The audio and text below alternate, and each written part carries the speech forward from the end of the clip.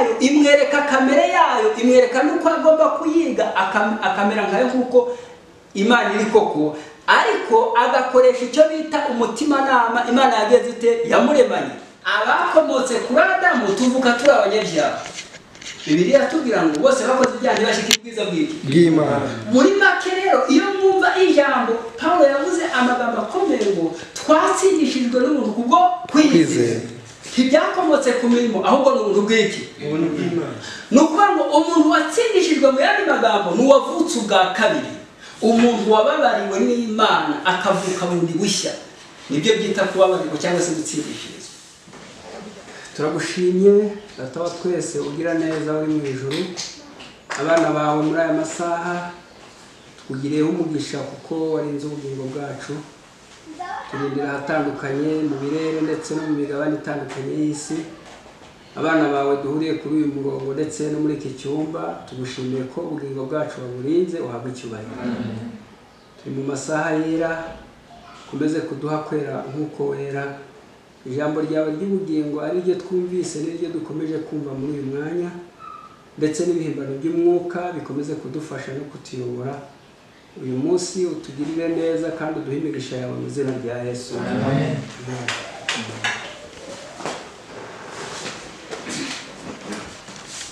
Yesu ashimwe. Reka dushimire Imana cyane ko ikomeje kutuzirikana ndetse ikaba ikomeje kurinda ubugingo bwacu. Izina ryayo ryera rihabwa icyubahiro. Biragaragara ko izi nyakiramajwi abantu benshi bategeye amatwi uyu mwanya ndetse bakaba bari kuri uyu murongo, ari abo abashobora kuba bari kureba cyangwa se bashobora kumvisha amatwi n'abo turi kumwe muri iki cyumba. Twese hamwe Imana yacu iduha umugisha, kandi reka tuyishimire ko tugize umugisha wo kwibona muri iyi saha. Izina ryayo rihabwa icyubahiro. Ndumva tugiye kuganira ijambo ry'Imana, ariko turibwirana birashoboka ko hari abari kuri uyu murongo batatwumva kimwe n'abandi turi kumwe.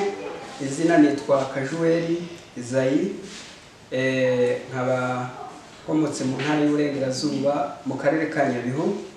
Tukaba turi kumwe kuri uyu mwanya. Imana ihabwa icyubahiro. Reka dushimire Imana cyane cyane, dushimire mwene data mu mwanya umaze kutwigisha agahinda ko mu buryo bw'Imana. Mu buryo bugaragara, icyo nshimira Imana ni uko umwuka akora mu buryo bumwe kandi agakora uko ashaka. Muri gahunda yateguye icyigisho ntabwo nari kumwe nawe, ntabwo twanabivuganye, ariko numvise mu buryo bugaragara nkurikije uko umwuka yanyoboye nuko nshaka kuganira namwe. Ndumva ntari bujye kure cyane, ahubwo birasa naho turi bwuzuzanye cyangwa ndasa n'ugucumbura. Dushimire Imana yuko yaduhaye ijambo ryayo kandi ikaduha n'umwuka wera kugira ngo ajye atwigisha mu kuri kose, nk'uko Yesu yabwiye abigishwa be ngo sinzabasiga nk'imfubyi ahubwo nzazaho muri. Uyu mwanya rero tugiye kuganira amagambo y'Imana. Nk'uko mbabwiye, ntabwo turi bujye hirya y'icyigisho cy'umurinzi twatangiriyeho, kandi cyagize n'ibibazo byinshi bigaragara yuko bitanakemutse n'uyu mwanya, ariko turajya hafi y'aho twari turi. Tugiye kuganira ijambo rikomeye ngo icyo Adamu yatakaje ni ngombwa ngo kigaruke. Icyo Adamu yatakaje ni ngombwa ngo kigaruke. Niyo magambo turi buganire. Uku ni ukuri kwiswe ukuri kw'iteka ryose. Ese Adamu yatakaje iki? Iyo dusomye mu gitabo cy'Itangiriro igice cya mbere ku murongo wa 25 ndageza 26, turaza kukireba. Itangiriro igice cya mbere umurongo wa 26 hari ijambo mpasoma turizirikane cyane.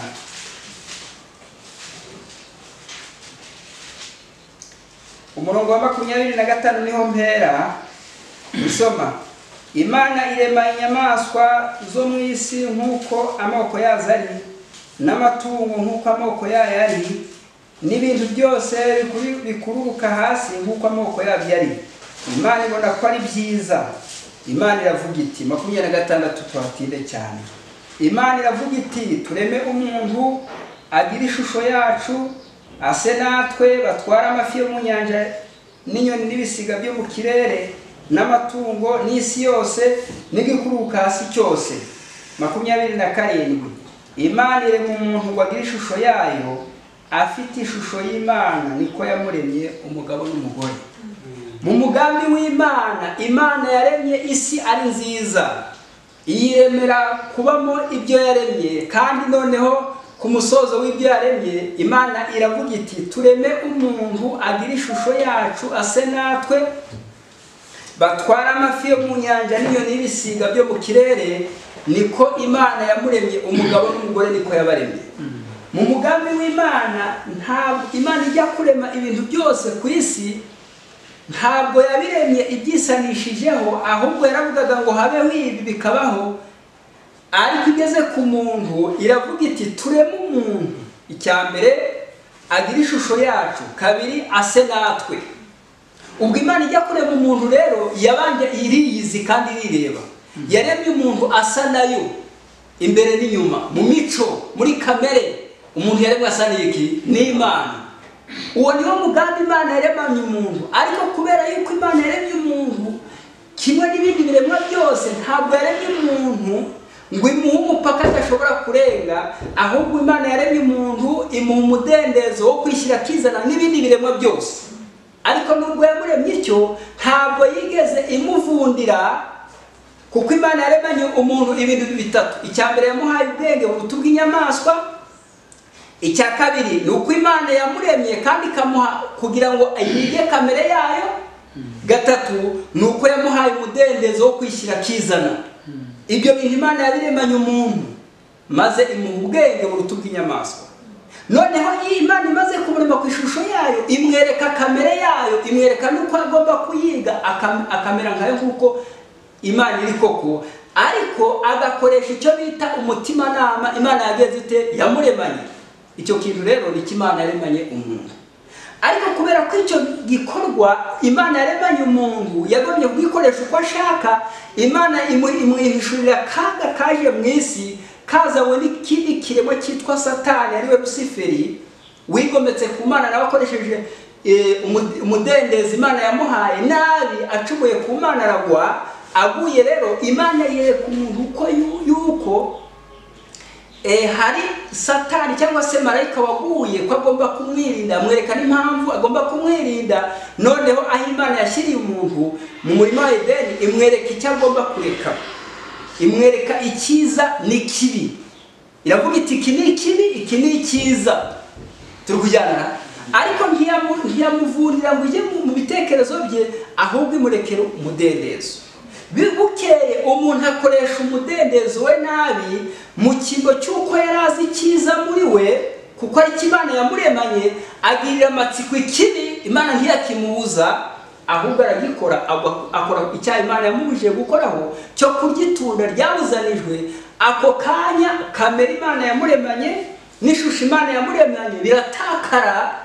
Bimaze gutakara rero, icyo Imana yari yaragambiriye ku muntu gisa n'ibitakaye, kirabura. Ubwo iby'Imana yari igendereye biba bibuze uko bimera, kubera ko Imana yari yavuze ngo tureme umuntu agira ishusho yacu ase natwe, batwara amafi yo mu nyanja n'inyoni n'ibisiga. Icyo umuntu yaremanywe, icyo Imana yari yahaye Adamu kigomba kugaruka. Turi kujyana. None se byagenze bite? Iyo dusomye mu Itangiriro igice cya 3, umuntu yariye ku itunda ryabuzanijwe, atandukana n'Imana. Amaze gutandukana n'Imana, Imana igambirira kumugarura, ariko ntiyashaka kumugarura imuhase n'ubundi, ishaka kumugarura inyuze aho umuntu yanyuze agwa. Yashatse kumugarura iti nuko Imana n'ubundi mu bumuntu bwa muntu yari amaze gutandukana n'Imana na kamere yayo, ntabwo yari agisa n'Imana nk'uko Imana isa, kuko Adamu yasaga n'Imana haba imbere n'inyuma. Yasaga n'Imana muri kamere, agasa n'Imana no ku ishusho. Ntabwo Imana yaremye umuntu imusondetse, yamuhaye ubwenge buruta ubw'ibindi biremwa, ariko akoresha nabwo ubwenge Imana yamuhaye. kubw'iki Imana yari yagambiriye gukorera umuntu cyarazimiye. Imana rero yifuza kukigarura, ariko nanone inyuza aho umuntu yanyuzagwa, aho umuntu yanyuze, ntabwo umuntu yanyereye ahagwa, ni nazo umuntu yagiye kugarurwamo. Imana ishaka kumugarura. Mu gitabo cy'Abakorinto ndihuta shaka kubereka ibi bintu. Icyadamu yatakaje ubwa mbere, yatakaje kamere y'Imana, atakaza n'ishusho y'Imana. Kubw'ibyo rero byari ngombwa ko Imana ijya kugarurira umuntu icyatakaje. Urandebera igitabo cy'inyandiko zibanza aho ngaho harimo ijambo ryo gusoma kirumbo kibi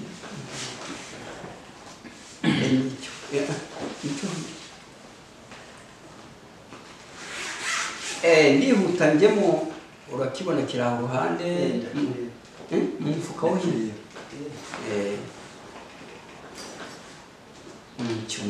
Mbo reka nze tujye mu gitabo cy'Abakorinto.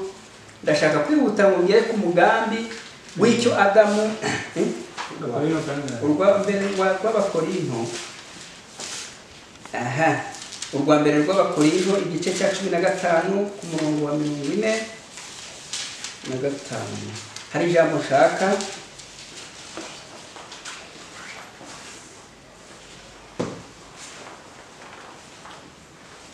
Mirongo 45 igice 15 rwa mbere. Baravuze ngo 45 uko niko ibyanditswe bivuga ngo umuntu wa mbere ari wa Adamu yabaye ubugingo buzima, na Adamu wa nyuma yabaye umwuka utanga ubugingo. 46 ariko umwuka si ubanza, ahubwo umubiri ni ubanza, hagaheruka umwuka. Umuntu wa mbere yaturutse mu butaka ari ubutaka, naho umuntu wa kabiri yaturutse mu ijuru. Kuko ubutaka ari ni nako n'abutaka bandi bari, kandi nkuko uw'ijuru ari ni nako n'ab'ijuru bandi bari, kandi nkuko twambaye ishusho y'ubutaka niko tuzambara n'ishusho y'uwo mu ijuru. Umuntu wa mbere waje aremwe mu butaka ni Adamu. Imana yafashe umukungugu irawurema, irawubumba, ishyiraho ingingo zose, ihumekera umwuka wayo muri uwo muntu, maze imwita Adamu. Ubundi Adamu bisobanurwa umuntu, Eva bisobanurwa ngo umuntu ufite ubugingo. Turi kujyana. Adamu yitwa umuntu, naho Eva akitwa igifite ubugingo. Ubwo umuntu rero yaremwe afite ubugingo. Muri make uyu muntu yakomotse ku butaka, ari ubutaka. Amaze gucumura yahindutse ubutaka nyine, cyane ko yabwiwe ngo ku munsi wa kiriya no gupfa uzageza ute? Uzapfa. Niyo mpamvu iyo umuntu apfuye asubira mu butaka, mu mukungugu niwe uzasubira, kuko ari wageze ute? Waturutse. Iyo Adamu ataza gucumura, iyo Adamu ubugingo bw'Imana ntabwo bujya gupfa. Iyo Adamu ataza gucumura ntabwo yari gupfa, ntabwo yari gupfa, bitewe nuko yari afite kamere y'Imana n'ubugingo bwayo. Igihe yamaze gucumura rero yaratakaje kamere y'Imana n'ubugingo bw'Imana, ugahinduka ubutaka nyine. Kugira rero ngo umuntu agaruke kuri kamere y'Imana, byari ngombwa ko asubira yuko uwuhwanye n'Imana, Imana ifite ubugingo, yaje kwiyambika kamere muntu, ifata ubumana bwayo n'ubumuntu, irabivanga, irabihuza, kugira ngo umuntu isano yacanye n'Imana cyangwa se umubano yatandukanye nayo yongere kubumwe n'Imana. Ariko Imana imwiyungishaho kubera yuko umuntu ataragifite ubushobozi bwo guhura n'Imana. Rero Imana ubwayo yagombye gufata kamere yayo, igafata na kamere muntu ipfa, maze ikabyihurizamo kugira ngo wa muntu agarukirirwe icyo yari yararemanywe cyitwa kamere y'iki? Ya shusho y'Imana. Byaje kugenda biterera ko turasomye ngo umuntu wa mbere yaje ari ubutaka, uwo ni Adamu wa mbere. Rero nk'uko ubutaka ari niko n'abutaka bandi bari. Bisobanurwa ngo umuntu wese ukomoka kuri Adamu avuka ari umunyabyaha, ari niwo gucirwaho iteka. Kugira rero icyo kintu gishoboke, ni uko ari Imana yagombye yagombye kunga ubuzima bwe, cyangwa se kunga kamere ye n'iy'umuntu, kugira ngo abaruka tugarurira ku Mana. Muri iki gitabo cy'inyandiko z'ibanze ndihuta cyane kugira ngo ngere aho nshaka. Icyadamu yatakaje kigomba kugaruka. Yatakaje kamere y'Imana, yaremwe asa n'Imana, ariko arangije atandukana nayo bitewe n'icyaha. Ku rupapuro igitabo cy'inyandiko z'ibanze, ku rupapuro rwa 147 ndasoma amasubi abiri, ndasimbukira hakurya maze turebe uko umuntu yaguye nuko yagarutse cyangwa se uko Imana yagobye kumugarura. Page 147. Abamarayika bazaga gusura kenshi ingobyi ya Edeni, kandi bahaga Adamu na Eva amabwiriza arebana n'imirimo yabo. Banababwiraga ibyo kugwa kwa Satani no kwigomeka kwa Satani no kugwa kwe. Bababuriye ko bakwiriye kumwirinda kandi babagira inama yo kutazigera batandukana mu murimo wabo, kuko byajyaga kuba kururira guhura n'umwanzi waguye. Kandi abamarayika babagiraga inama yo kwitondera amabwiriza bakiranutse Imana yari yarabahaye. Uko mukumvira byimazeyo nibwo bashoboraga kuba mu mahoro. Bityo umwanzi ntiyari kugira ubushobozi kuri bo. Icyambere, abantu babwiwe yuko bagomba kwirinda umwanzi, bahabwa n'amabwiriza y'uburyo bazamwirinda, yuko batazanigera batandukana. Iki gikorwa rero ntabwo ababyeyi bacu ba mbere ntibigeze bakurikiza igikorwa cyo kwirinda umwanzi, ahubwo mwumva uko byaje kumera. Icyigisho ntabwo bisa kugwa k'umuntu, uko icyigisho kivuga ni ukugwa k'umuntu, kuko amapaje ntahura. Ahangaha ababyeyi bacu ba mbere babwiwe yuko bagomba kwirinda umwanzi, bakirinda nanone uburyo bwo gutandukana ubwabo, bahabwa amabwiriza uburyo bazamwirinda. Noneho bigeze hepfo ngo Satani atangiza umurimo w'ubushukanyi kuri Eva. Yakoze ifuti mu gihe yitandukanyega n'umugabo we. Ifuti ryakurikiyeho ni ugutinda munsi y'igiti cyabuzanijwe no kumvira ijwi ry'ubushukanyi, icyo ni icya gatatu. Ahangara gushidikanya amagambo y'Imana. 4, kuko umunsi mwakiriyeho no gupfa muzapfa. Yibwira ko Imana itashatse kuvuga yeruye ku byo yari yarumvise, nuko yihaka ubutwari, arambura ukuboko asoroma ku itunda aryaho ararirya. Mbese iryo tunda ntiryari ryiza kurirya, kandi ko ryari iry'igikundiro. Hepfo, agira ishyari yuko Imana yababujije mu by'ukuri icyajyaga kubabera cyiza. Aha umugabo we aramushuka, amubwira iby'inzoka yamubwiye byose, kandi amubwira n'ukuntu yatangajwe no kumva inzoka ivuga.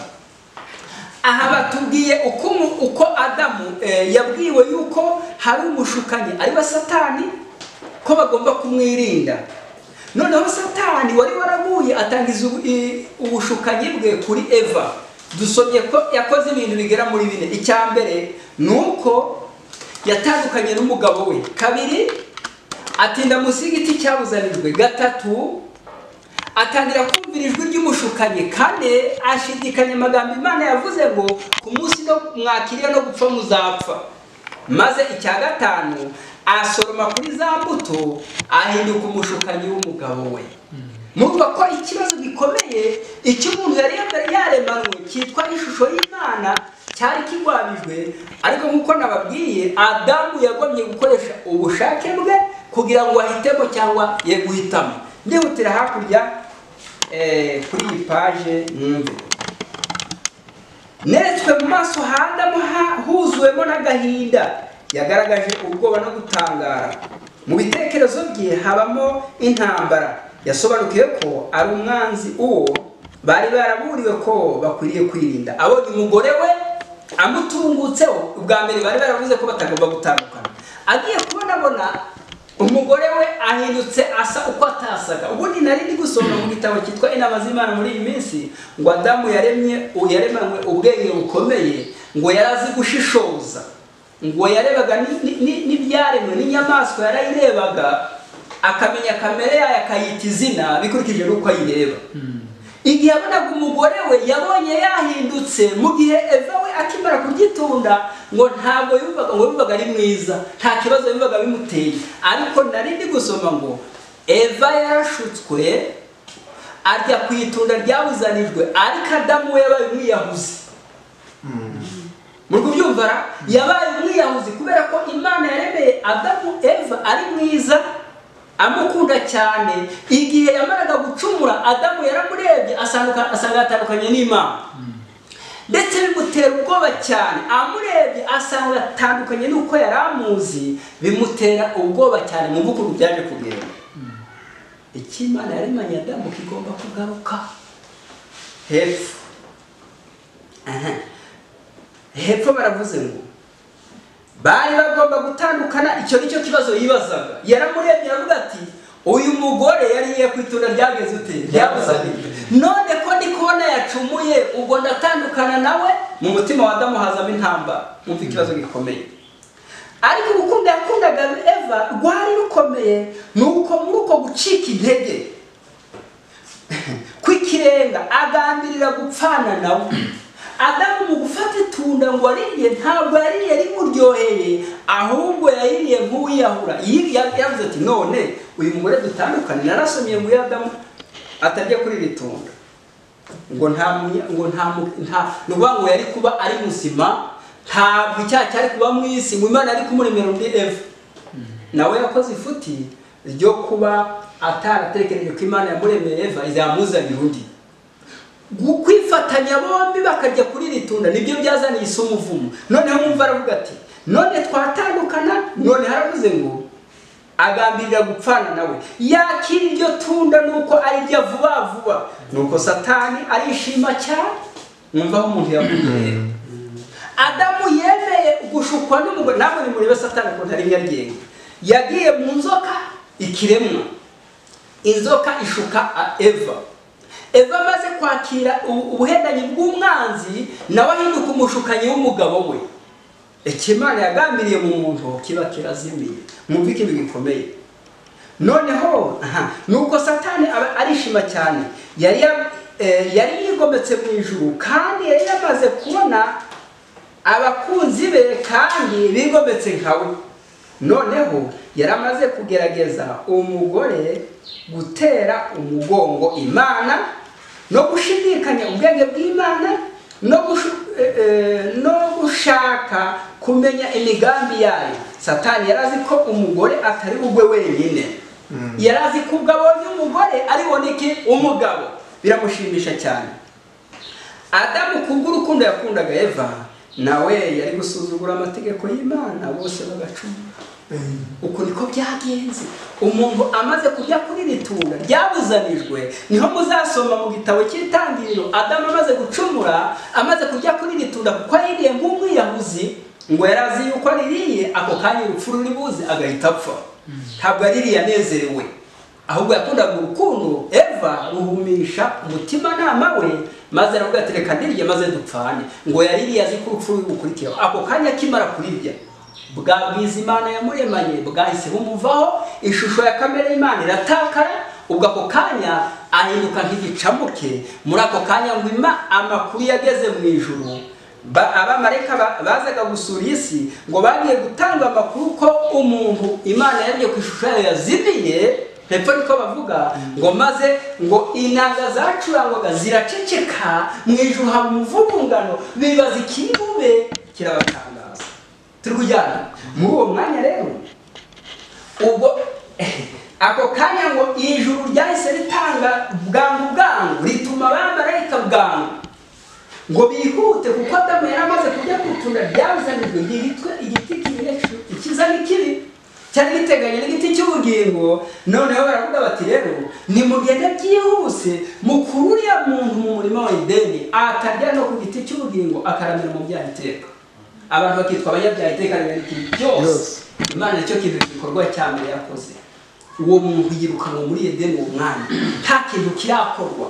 Bamujyana hanze ya Edeni nk'impunzi, agenda atagira ishusho y'Imana. Igihe Imana yamugendereraga ije, yumvise ijwi ry'Imana rivugiye hirya, akayisanganira kuko yirebaga agasanga yambaye iki ubusa, maze yumvise ijwi ry'Imana atangira kuyihunga.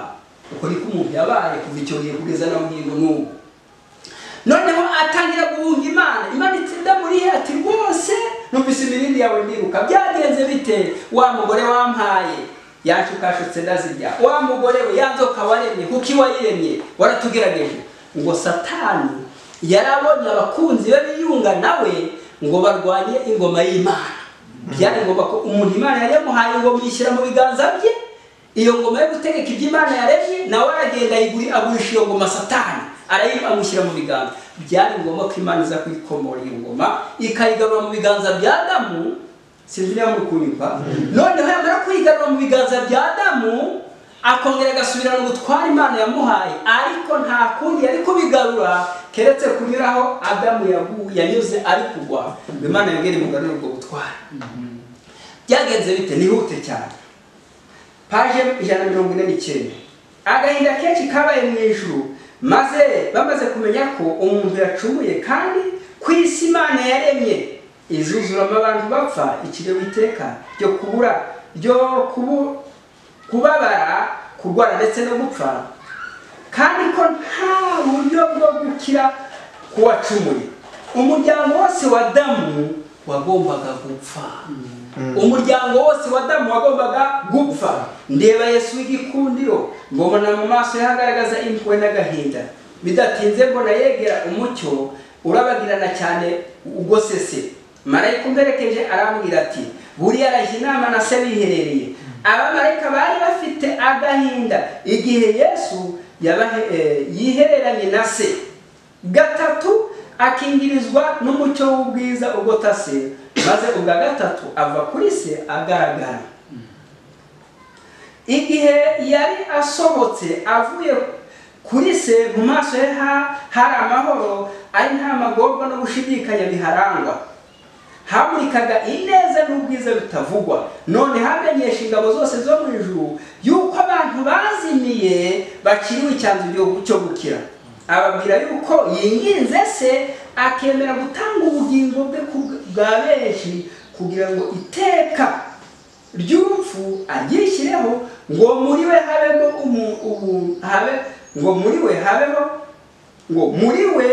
aba ariho umuntu abonera kubabarirwa, kandi kubw'amaraso ye no kumvira amategeko y'Imana babashe gushimwa n'Imana, bagarurwe muri wa murima mwiza, babone kurya ku mbuto z'igiti cy'ubugingo. Urumva ko inama y'agakiza yahishuriwe abamarayika bwa mbere, ariko inama y'agakiza yahishuwe Adamu amaze gucumura, ndetse n'abamarayika baza kuyibwirwa. Ariko aya makuru umuntu yagombye kuyamenya ariko yagiye kure ya Edeni, bitewe nuko iyo agiye ku giti cy'ubugingo yari kuramira mu byaha iteka ryose. Aya makuru yageze rero ku bamarayika ngo Yesu abahishurira uko azaza gucungura umuntu, akanyuraho umuntu yanyuze, akababazwa, agapfa, akabambwa, akazuka ku munsi wa gatatu, maze abantu bakabona ubugingo buhoraho. Aya makuru yageze mu matwi y'abamarayika ngo bose barambika amakamba yabo hasi, baravuga bati rwose reka tugiye gucungura umuntu, maze wowe kuva mu cyubahiro cyawe. Yesu hepfo yababwiye ngo ntabwo ubugingo bw'ikiremwa ushobora gucungura ikindi kiremwa keretse uhwanye n'Imana. Yesu nk'Imana yagombye kwiyambika ubumuntu, akabutwikiriza ubumana bwe, akaza gucungura umuntu wazimiye, kugira ngo icyo Imana yagambiriye kigerweho, ariyo shusho y'Imana mu muntu, maze bwa butware yahaye Satani abugarurirwe. Icyo gikorwa ngo cyatangaje abamarayika, ndetse ngo na Satani ubwe ngo yarabirebye ngo bimutera ubwoba igihe Yesu yahishuraga iby'inama y'agakiza, ngo abone uko byasa kose Yesu azabigeraho.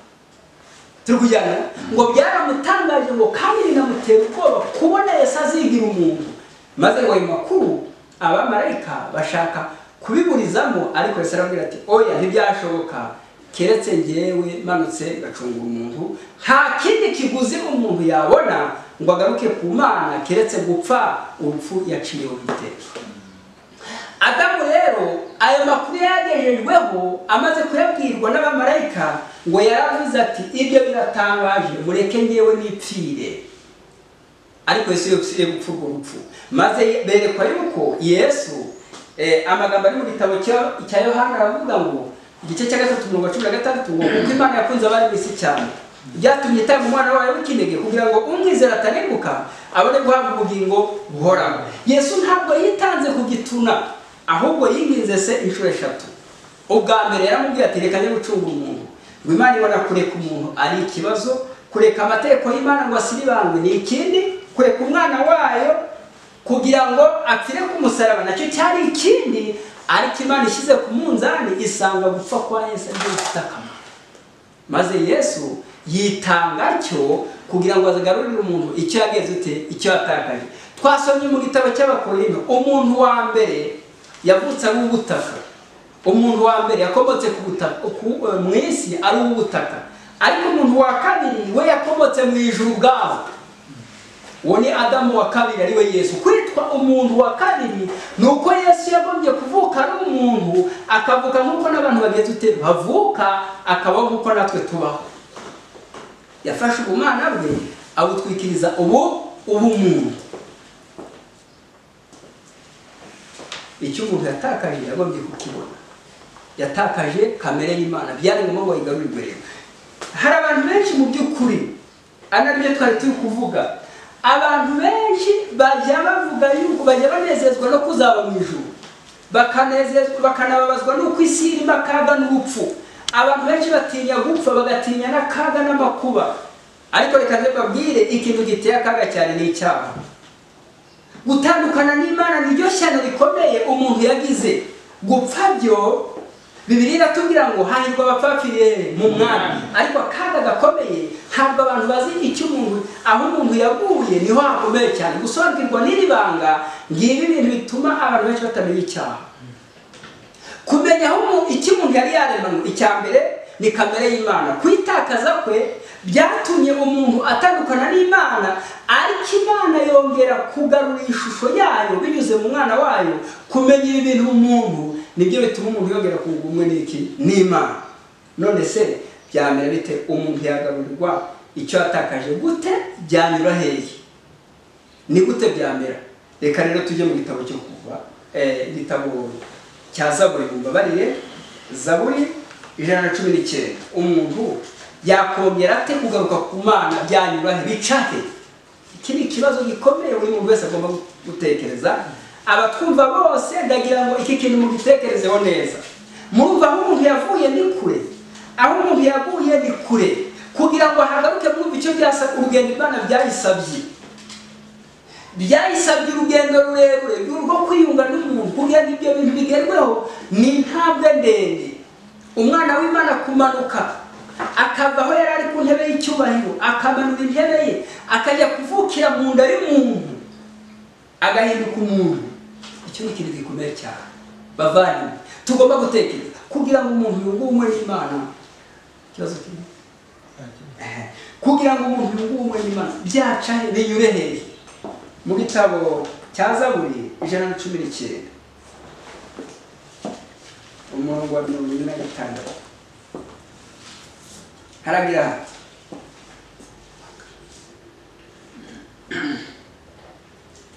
umurongo wa 46 umurongo wa 45 reka abariho mpera, kandi nzagendana umudendezo kuko njya ndondora amategeko wigishije, nzavugira imbere y'abami ibyo wahamije, ne gukorwa n'isoni. Ndasubiramo, kandi nzagendana umudendezo kuko njya nitondera amategeko wigishije, nzavugira imbere y'abami ibyo wahamije, ne gukorwa n'isoni. Reka mbabwire ngo icyaha gitandukanye umuntu n'Imana kandi kikamukoza isoni. Uyu Dawidi wavuze amagambo atanga ubuhamya bwe yarazi icyaha no gutandukana n'Imana ibyo ari byo. Yavuze iby'amategeko no gukiranuka, azi ko kubihomba no kutabigira akaga bimutera. Uyu Dawidi yavuze ubuhamya bwe, ntabwo yigeze avuga iby'abandi bantu.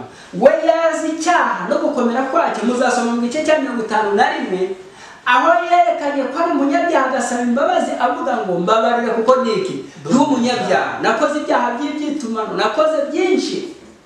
Turkujyana avuga amagambo menshi yo gusaba imbabazi ngo igihe Imana yamunezerwaga cyane.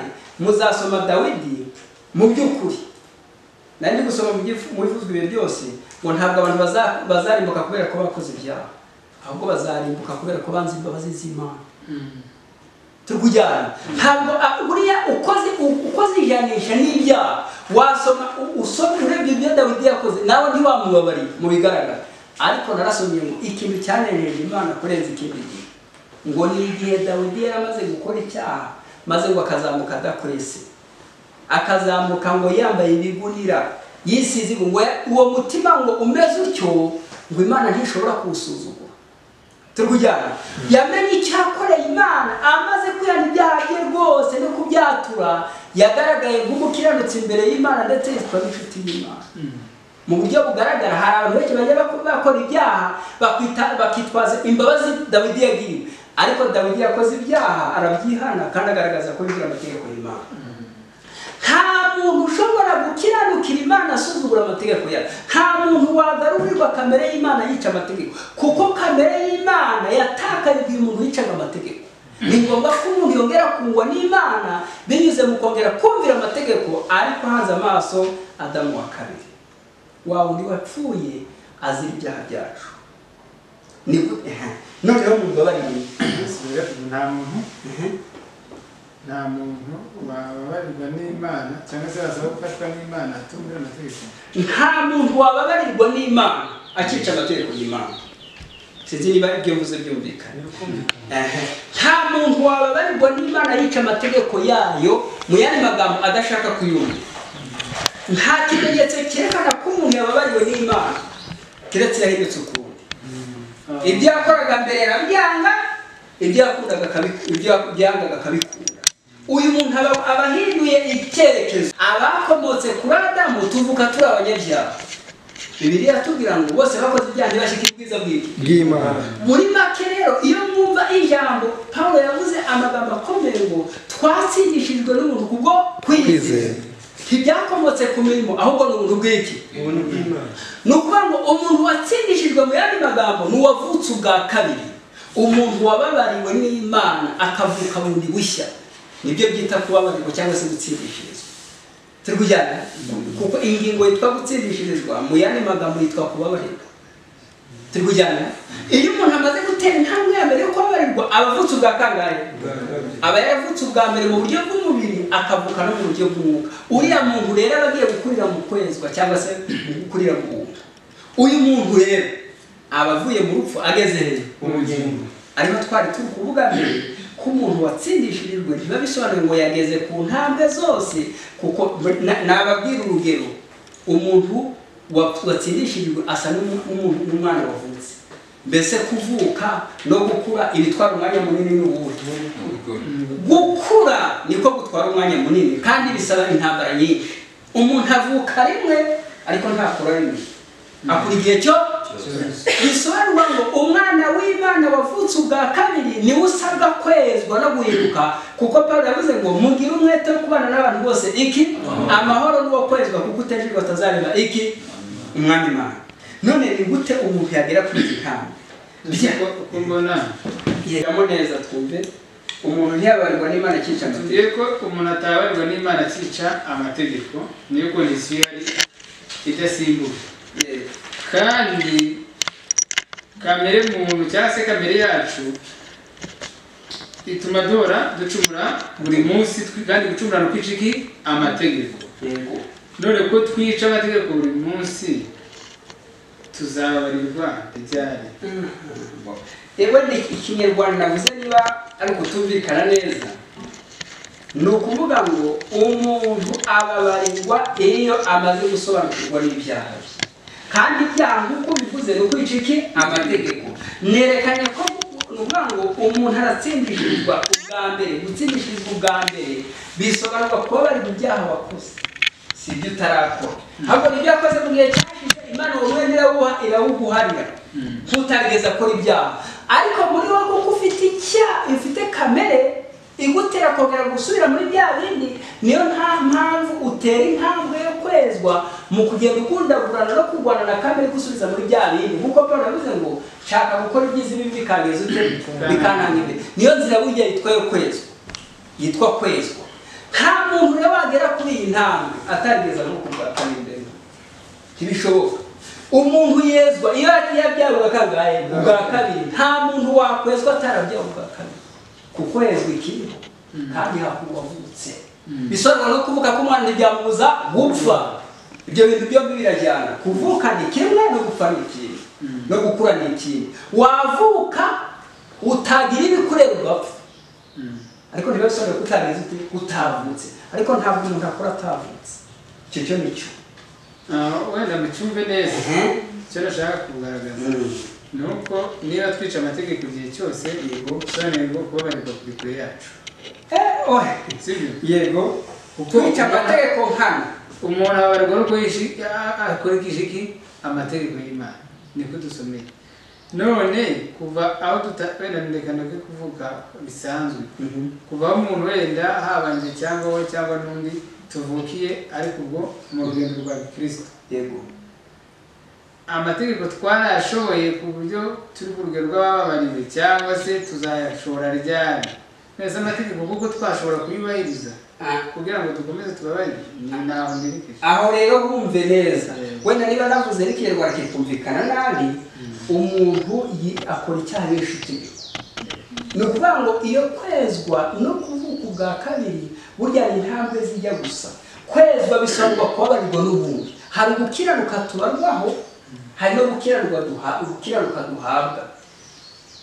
Ukwa mbere turaguteganirizwa ni ugushyirwaho gukiranuka kw'agateganyo k'umunyabyaha wihamye akizindukwa, nyuma kwa gukiranuka ku kamogo kwa Kristo nta kiza na kimwe arakora. Uriya munyabyaha rero wababariwe, watsindishijwe, wahariwe umwenda wo mu gihe cyashize cy'ibyaha, muri bo bagifite kamere musubiza muri bya bindi. Niyo mpamvu kwezwa ni ugupfa kunarige buri munsi. Mu yandi magambo, kamere yayo iri kurimo n'ubundi utabaye maso yagusubiza muri bya bindi. Nkuko twaza tubivuga kare, ushobora kugira intege nke none ukagwa mu bicumuro kandi urabyawe ubwa kabiri. Rero ni ukuvuga ngo aho ngaho iyo ubiguyemo bigusaba kubyihana, ndetse ushobora no kugira n'agahinda kameze nk'ako wagize mbere, ukibabazwa n'ibyaha bitewe n'uko wababaje umwana w'Imana. Kubw'ibyo rero uko nibyo bita kwezwa. Rero icyo navugaga, umuntu wica amategeko y'Imana, umuntu wababariwe, ni icyerekana ko umuntu wisha amategeko y'Imana abyimenyaho iyo yababariwe akihana. Ariko umuntu utarigeze ababarirwa n'Imana niyo yisha amategeko tugujyana atarigeze atsindishirizwa biramuhwanira. Ni kwa gucubira ku jisho nk'uko nababwiye ko abantu benshi babatijwe ariko bagahabwa ari bazima. Aba ari umuntu wigishijwe iby'umwuka akabigereramo nk'amahame nk'uko n'abayuda bari bari mu gihe cya mbere, ariko gukiranuka kw'Imana atari koti yigeze yambara. Iyo yakoze ibyaha rero we agenda acunga kugira ngo adakora ibigaragarira amaso, bigatuma atagaciro mu maso y'Imana, mu maso y'abantu, kuko abatinya abantu kuruta Imana. Uwo muntu rero burya ntabwo aba yumvira amategeko y'Imana kandi ntashobora no kuyumvira. Ahubwo umuntu wababariwe, uyu muntu wababariwe iyo akoze ibyaha byimenyaho kandi akihutira kubyihana. Ntabwo kubabarirwa bisobanura ngo kuba umwere ku buryo utacumura, ahubwo niyo ukoze ibyaha birakubabaza kandi ukabyaha kubwambere. Reka ngende rero, ikimenyetso rero cy'uko umuntu agaruiwe icyo atakaje ni iki. Ngiye gusoma, ndasoma amagambo akurikirana maze twihutire kujya ku gusoza. Baravuze mu gitabo cy'Intambara Ikomeye 330, baravuze ngo ahantu hose ijambo ry'Imana ryagiye ribwirizwa mu buryo butunganye, umusaruro wagiye ukurikiraho wahamije yuko ukomoka ku Mana. Umwuka w'Imana yajyanaga n'ubutumwa bwiza n'abagaragu bayo, kandi iryo jambo ryabaga rifite imbaraga. Abanyabyaha bumvaga bakozwe ku mutima, abanyabyaha bumvaga bakozwe ku mutima. Umucyo umurikira umuntu wese waje mu isi urasira ahishe mu mutima, mu mitima y'abantu maze bihishura ibyakorerwaga mu mwijima bishyirwa ahagaragara. Ibikorerwa mu mwijima bishyirwa si abantu babivuga ahubwo n'ubutumwa bwiza. Iyo ubutumwa bwiza bumuritse mu mutima w'umuntu bugaragaza igihishwe cyose, umuntu yibona nk'uko Imana igeze ite imureba, eba yamurongoye nawe akibona atyo. Bumvise batsinzwe mu ntekerezo zabo no mu mitima yabo, bemejwe ibyerekeye icyaha, ubutungane ndetse n'urubanza ruzaza. Basobanukirwa ubutungane bwa Yehova maze batinyishwa no kuzahagarara imbere y'urondora imitima, kandi bahamwa n'icyaha ndetse banduye. Dore uyu munsi kikwereka yuko umuntu mu by'ukuri atigeze arabukwa umusaraba, nuko muri we aba ataremezwa ibyaha mu mutima.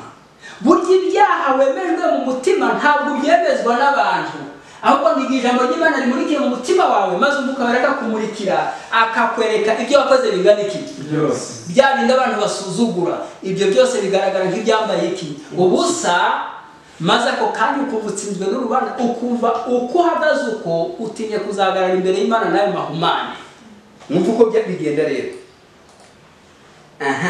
Abo Umwuka w'Imana yamumaze ku basobanukirwa ubutungane bwa Yehova maze batakishwa no kuzahagarara imbere y'urondora imitima, kandi bahamwa n'icyaha ndetse banduye. Batakanye akababaro bagira bati, ninde wangiza uyu mubiri untera urupfu? Kuko Pawulo yavuze ngo ninde wangiza iki uyu mubiri untera urupfu, maze baratatse Imana irabumva. Nuko ubwo bahishurirwaga umusaraba w'i Karuvari n'igitambo kitagerwa cyatangiye ibyaha by'abantu, basanze ko nta kindi gishobora kuba gihagije ngo gikureho ibicumuro byabo keretse ibyo Kristo yakoze. Icyo cyonyine nicyo gishobora kugira kunga umuntu n'Imana. Icyo Kristo yagenze ute? Uyu ni umurongo nashatse cyane. Igihe umuntu yari amaze gutakara no gutandukana n'Imana, nta kindi kintu cyera kirabo cyari gutangwa ngo umuntu agarure kamere y'Imana keretse icyo Kristo yakoze. Abo bantu basobanuye ko icyatuma bagaruka ku Mana ari uguhungira ku Mwana w'Imana watambwe uhereye ku kurema kw'isi. Babona nta kindi cyakwemerwa n'Imana uretse icyo Kristo yabakoreye. Hepfo bemeye ntama w'Imana ukuraho ibyaha by'abari mu isi, ariko uyu muntu uri guhamagara nubahe ko adusahuriza.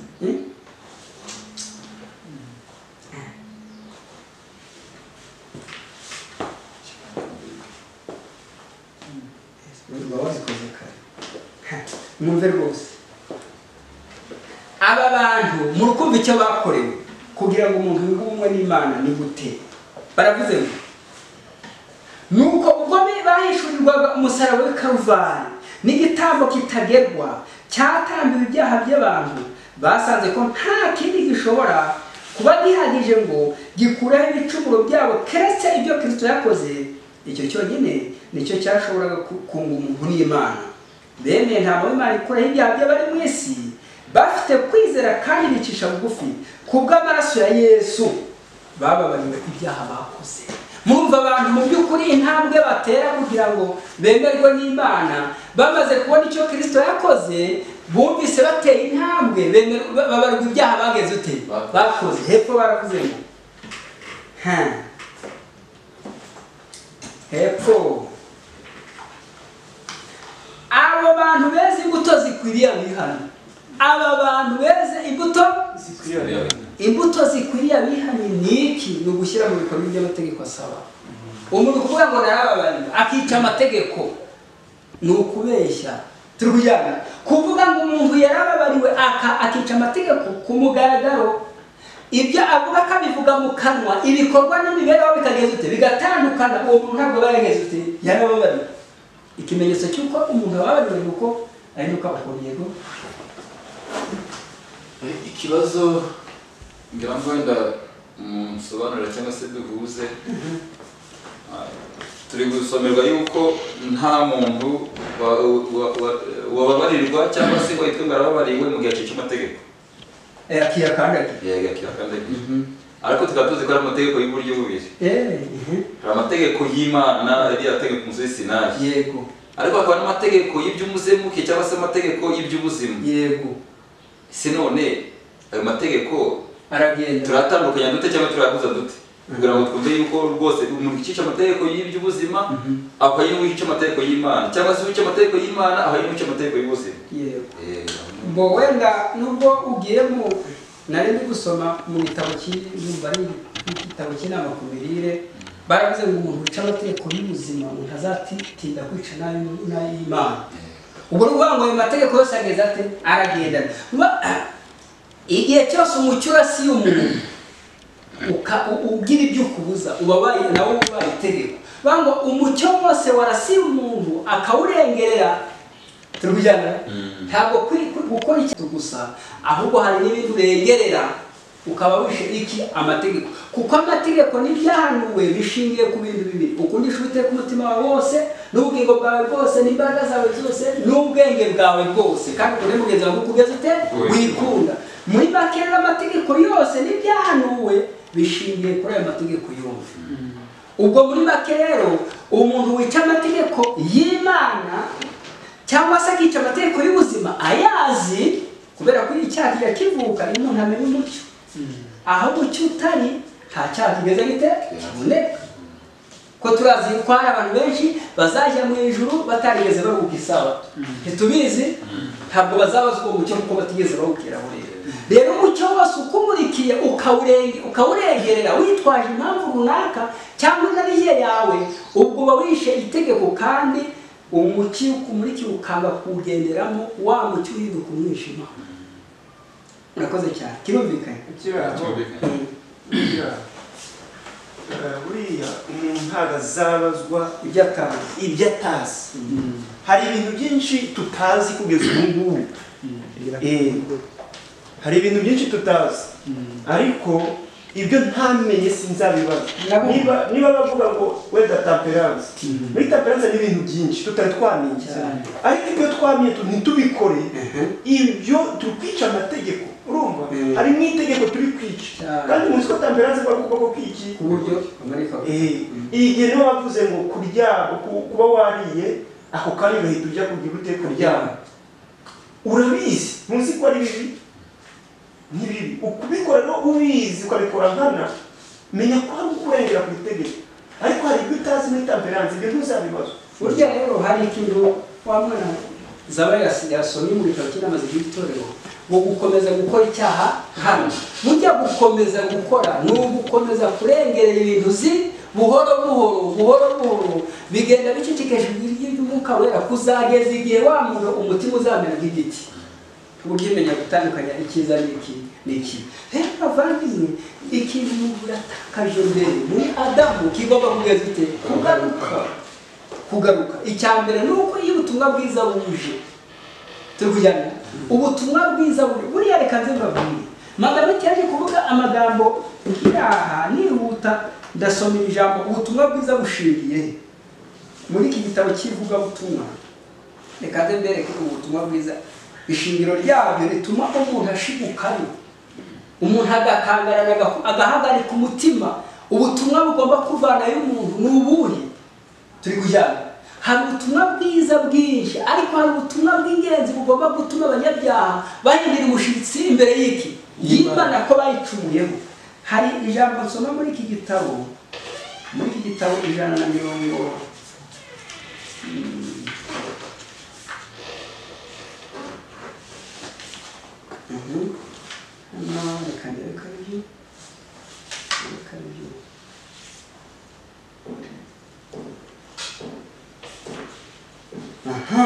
hano muri iki gitabo ijana na mirongo ine n'umunani kandebe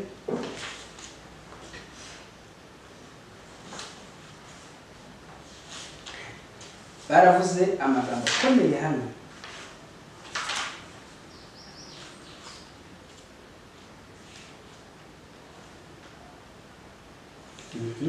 Ndasomamo iri jambo.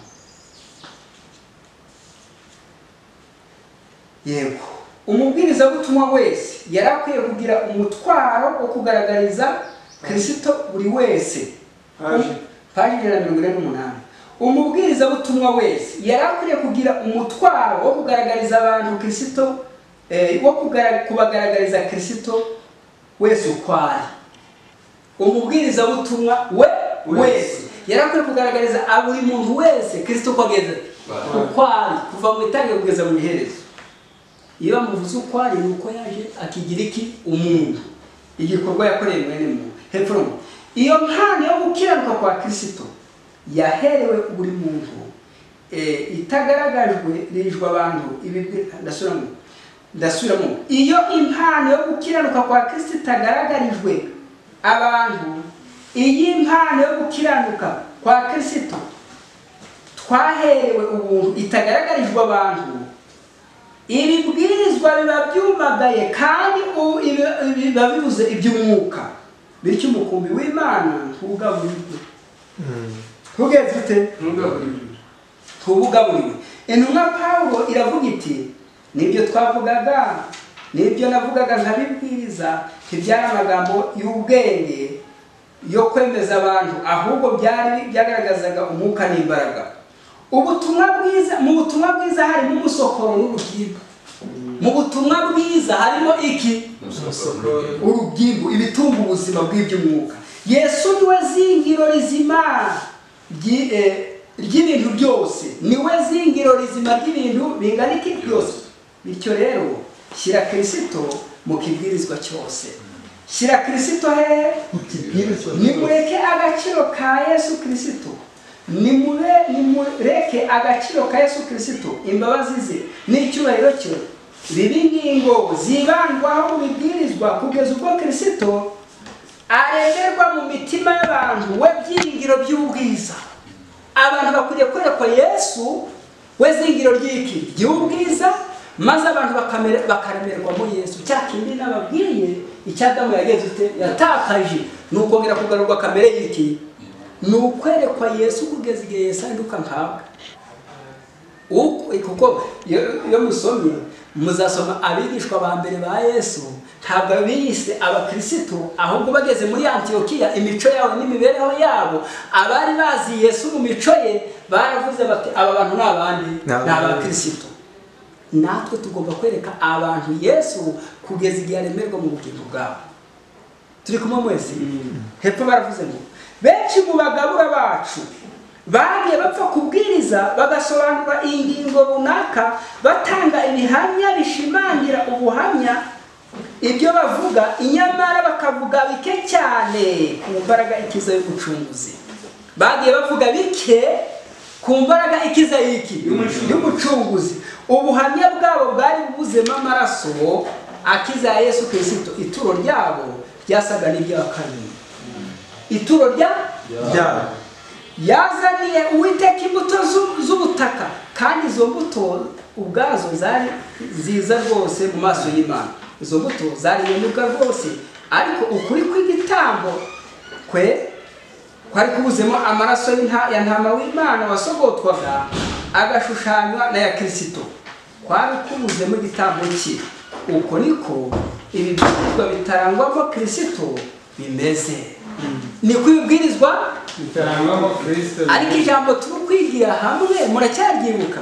Icyo umuntu icyadamu yageze ute? Yatakaje kigomba kuboneka, kandi nta wundi cyabonekeramo ninde? Na Adamu wa kabiri wawe ni Yesu. Kumwerereza rero nibyo bituma ibyo umuntu yatakaje abigarura. Bene ibyo bibwirizwa ntibicengera mu mitima y'abantu ngo bibatere kubaza bati nakora iki kugira ngo nkizwe?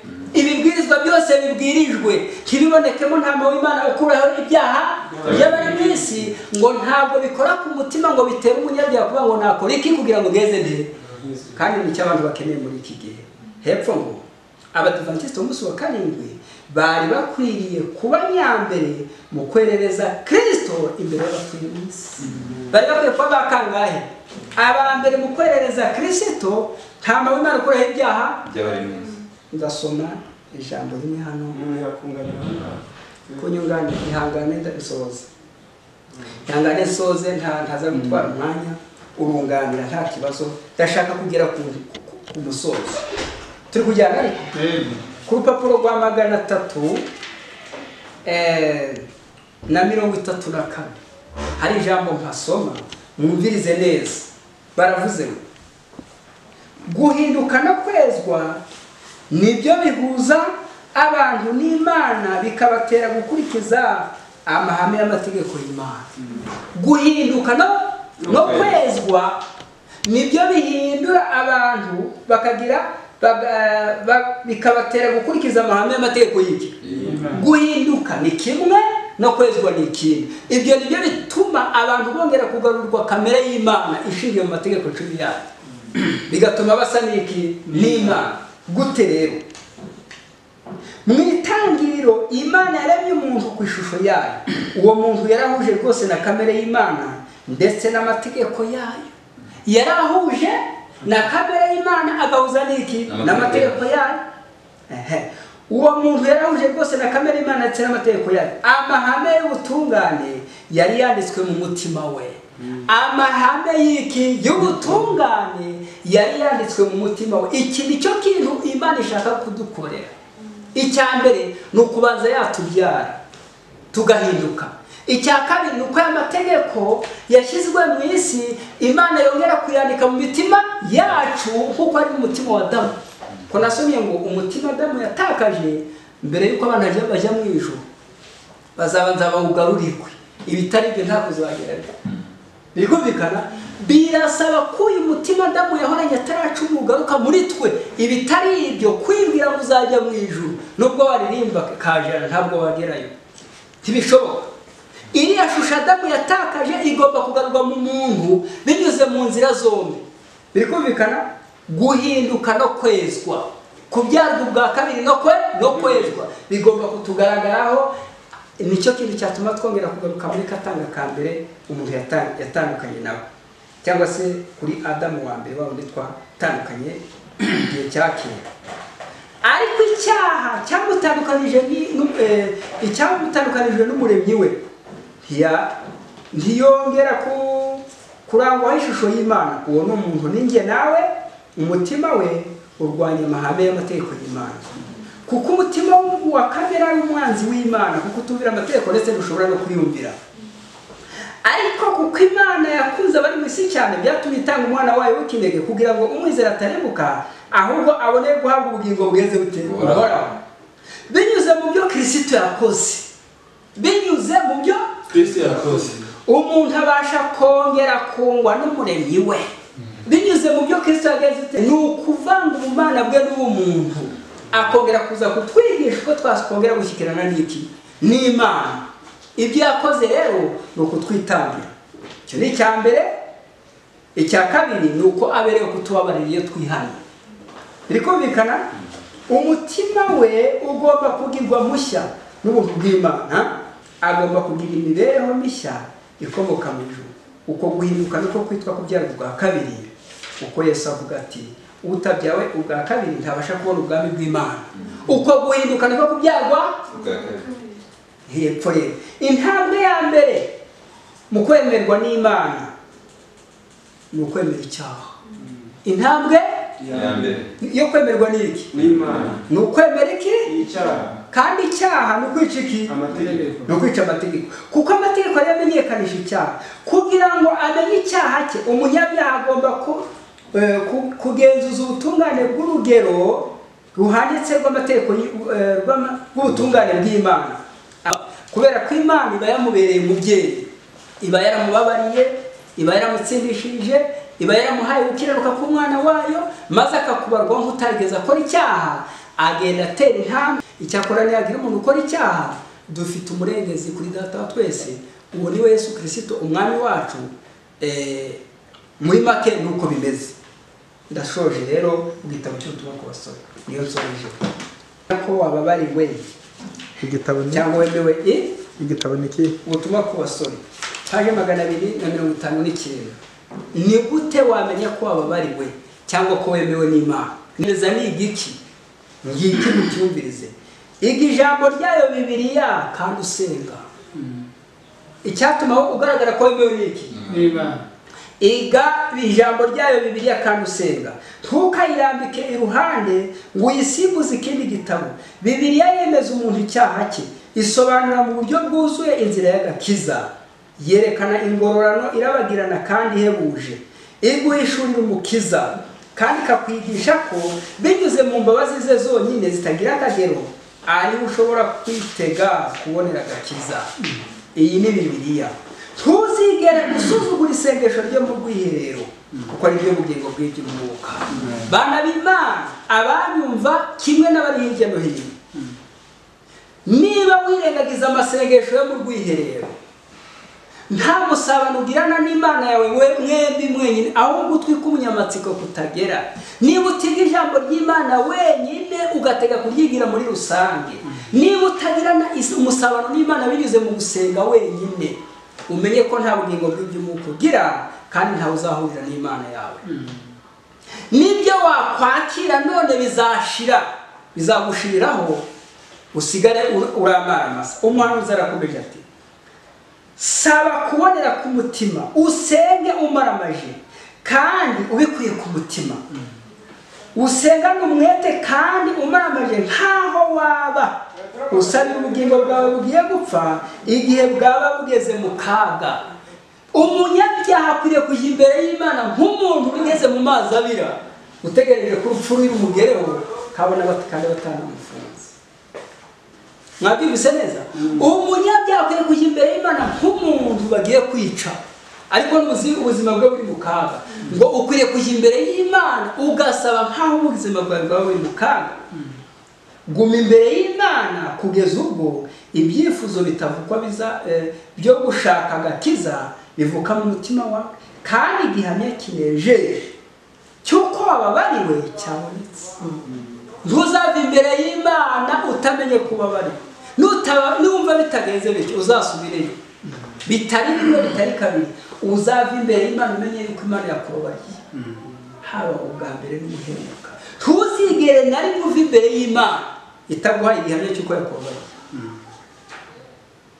Ntabwo uzabyumvira mu iyerekwa, keretse yuko Bibiliya itubwira ngo nta mahoro y'abanyabyaha, ni Uwiteka ageze ati, iyo Imana imaze kuvutsa mu mutima w'umuntu umutima uhagaze binyuze mu butumwa bwiza, wa muntu Imana kumenya icyo ubutumwa bwiza bumukoreye, agataka avuga ngo ninde wangize umubiri utera iki? Urupfu. Uyu munyabyaha ava imbere y'Imana amahoro yari yabuze yabonye. Nta muntu byakoreramo ngo abiyoberwe, nta muntu wabona amahoro y'umutima ngo ageze ute abiyoberwe, nta wakurwaho umutwaro ngo abiyoberwe. Niyo mpamvu natwe dusaba ngo muri aya masaha Imana y'amahoro iduhe kongera gushaka icyaza mu yataka. Aho twakibona ni muri Adamu wa kangahe, uko twambaye ishusho ya Adamu wa mbere tutabyitumye tukavuka twibona dutya, ni nako Adamu wa kabiri yaje kutuzanira ubugingo ngo tubwambare. Niwe mahoro yacu. Tumusanga hari mu cyumba cyahera cyane, atunganye ibikocanyo byo muri twebwe, adusobanurire uko tumeze, tumwisunge abitubashije mu izina rya Yesu. Amen.